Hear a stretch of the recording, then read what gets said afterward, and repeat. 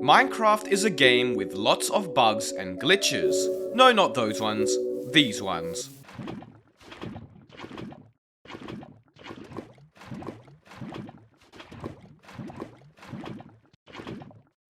With an entire website dedicated to reporting in-game bugs in thorough detail and where players can list versions, replicate them and provide evidence, the game has had some pretty strange, game-breaking or outright weird bugs over the years. What's most interesting though are the bugs which were never fixed. The bugs that were found and reported, noticed by Mojang, but never patched, but rather confirmed to be actual features of the game. Some of these bugs have become so synonymous with the game now that it would be entirely different without them.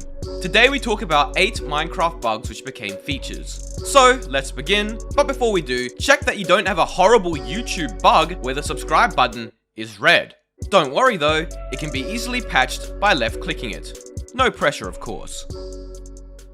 The first bug which became a feature is likely the most impactful of them all. People often forget that the creeper initially was an accident. Now, before you say that the creeper wasn't a bug, yada yada yada, it is actually confirmed to be a bug officially, and most people don't actually know the story behind it. As Notch officially stated, he didn't have any modeling programs when he made various early Minecraft models, just writing them in code instead. When he was trying to create the pig, he accidentally made the model tall instead of long, messing up the coordinates. Instead of the pig having a model which was mostly horizontal, the amalgamation he created had a body which was much taller than it should be, with 4 tiny feet, basically mixing up the model's length and height. Nevertheless, Notch would decide to keep the alien-looking mob, eventually giving it a texture and giving it its unique exploding ability. And just like that, the face of Minecraft was born. If I told you that for a couple versions of early Minecraft beta, the squid could fly and be milked, you would probably be seriously questioning my sanity. But no, everything I just said is 100% true. When the squid was first added to the game by Jeb, he copied the cow's model and code and fiddled with it. Supposedly, he forgot to remove some elements of the cow's code. So, when squids were added to the game in Minecraft Beta 1.2, they could be right-clicked with an empty bucket and could be milked just like a cow. Strange, I know. This bug became a feature of the game for a brief few months until Jeb decided to remove it. However, another squid-related glitch, which was intentional, that is still in the game today, is the squid's ability to fly. Oh my god, there's flying squids. Connor, you're talking crap. That's right, in Minecraft Beta 1.2 and further versions, squids could literally fly, or seemingly float up higher and higher into the sky. This bug could only happen on servers though, so why was that? Well, according to Jeb, the squid is moved by a velocity vector, and if my old math knowledge is correct, oh so many bad memories, that basically just determines the speed of the squid and its direction. The squid was meant to grind to a halt once it hit the surface of the water, but that only happened server side. On the client side, the velocity of the squid wouldn't update, so the squid would seemingly ascend through the water and graciously enter the atmosphere. While the developers are aware of this issue, it was seemingly never patched, and you can still find videos to this day of players documenting this strange occurrence. One such mechanic, which arguably is the most impactful Minecraft bug turned feature, is what the community coined Quasi-Connectivity, which basically means indirect power. A bug report was made in October of 2012, discussing how droppers, dispensers, and pistons activate when blocks provided power diagonally, or 2 blocks above them. However, the bug wasn't resolved, but rather was stated to be working as intended. You know the old saying, it's not a bug, it's a feature. Basically in Minecraft, when you flip the switch or lever, it would check to see if any nearby components needed to be activated within a limited area around it, 2 blocks away from the source according to Jeb. Sometimes a piston may just be out of range to be updated, even if the block above it received the redstone signal. So, the piston should be activated, but it hasn't been updated to know that yet. Thus, when you update the block through various methods, it activates or deactivates the piston. This allowed for the creation of buds, or block update detectors, which eventually were introduced into the game as an actual block, the Observer. So, from bug to an actual block in the game, that's the short story of Quasi-Connectivity. If you've played Minecraft for a while, you would know that one of the most satisfying things you can do in the game is update some naturally generated floating sand or gravel and watch it fall. If you're more on the chaotic side, like myself, you may have tried to use that fact to get your friends killed in the past when a rare opportunity came to be, and then swiftly receive karma later on as an Enderman updates some sand by picking up a block, leading to a terrifying scene of events. This sequence of events happened on the same world in the same week, by the way, and has never happened to me again. Anyway, did you know that naturally generated floating sand and gravel is actually a bug the developers have been aware of for the longest time now? As stated by Minecraft developer Quasi-Connectivity, sand and gravel which generated on ceilings or floating was meant to be fast forwarded to the ground upon generating. But he states that that was hard to do, so he just left the sand and gravel hanging there. To compensate for this issue, he decided to add some dust particles which would fall below the sand or gravel, as you can see here, which are meant to indicate to the player shit's about to go down. Literally, down. Go, 3 gold blocks, dude! Zoomers LULW has made the advancement, game menu. Zoomers LULW tried to swim in lava. This next bug is quite controversial. Since Minecraft 1.8, one of the fastest XP and gold farms in Minecraft has been known as the Donut in the Sky Pigman farm. Originally created by a small technical YouTube channel called Snowcratch, the farm abused the bug with zombie pigmen to farm them at extreme speeds above the nether roof while entirely AFK. The farm has seen many improvements over the years by Ilmango and others, and still continues to be one of the most powerful and popular XP farms out there today. But this farm actually only works because of a bug, which Mojang have been aware of and were supposedly going to patch in 1.16, but never did.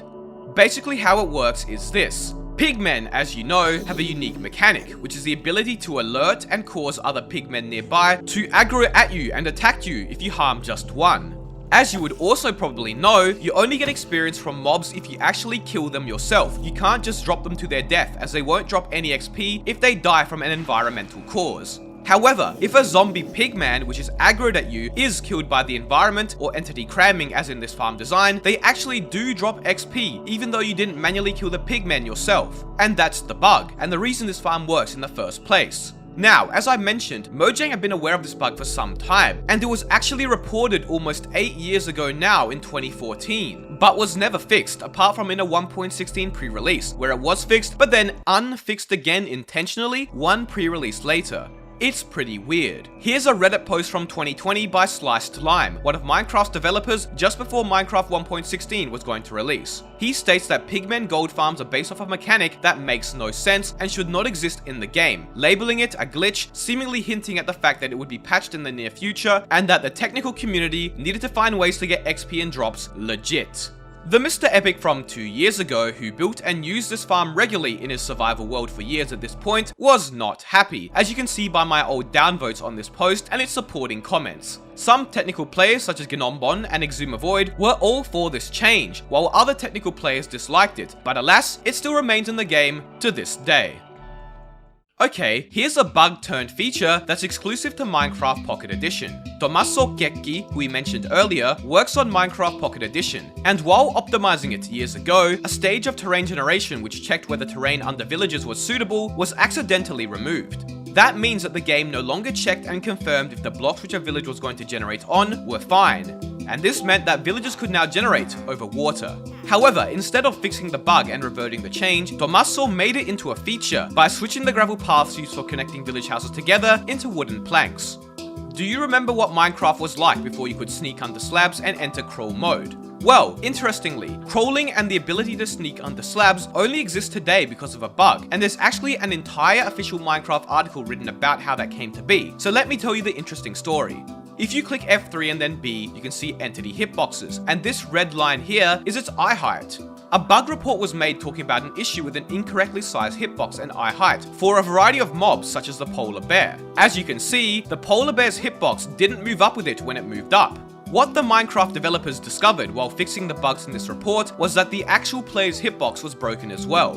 When you entered sneak mode, the player model entered a crouching pose or state, but the hitbox and eye height didn't follow along. If you had a keen eye, you may have noticed that when you crashed in first person, your camera didn't go down nearly as much. This bug was fixed, and from then on, when you crouched, your hitbox and point of view would decrease accordingly. However, this led to a plethora of other issues. Since the player's hitbox was decreased upon crouching now, they could fit into certain spaces they couldn't prior, such as sneaking under slabs like so, and other spaces which were 1.5 blocks high. And this led to a bug where you could release sneak under 1.5 block heights, and your head would instantly enter the block.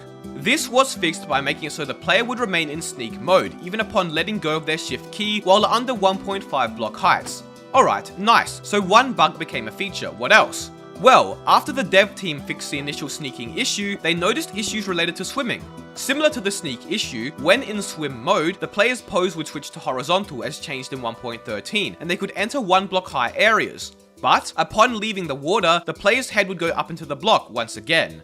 So the dev team decided to make it so whenever you didn't have space to crouch, you would enter and remain in crawl mode. This had unintended side effects and bugs as well, such as the game treating minecarts and boats as areas where there wasn't enough space to stand, but also trapdoors forcing players into crawl mode. The devs liked the fact that players could put themselves into crawl mode through trapdoors and could fit into and move around tiny spaces they previously couldn't, and decided to keep this as a feature. And that's the story of how a Minecraft bug led to core Minecraft mechanics and features we use often today.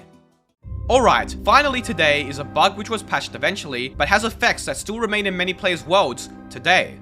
Ever since enchanting was added, you could only put one type of protection on an armor piece in vanilla Minecraft. There were some bugs related to specific 1 in 1 million mob drops which got around this limitation, but if you want to know more about that, here's a video where I talk about that and more. Anyways, in a Minecraft 1.14 snapshot, released in January 2019, named Snapshot 19W02A, an undocumented change was discovered by players.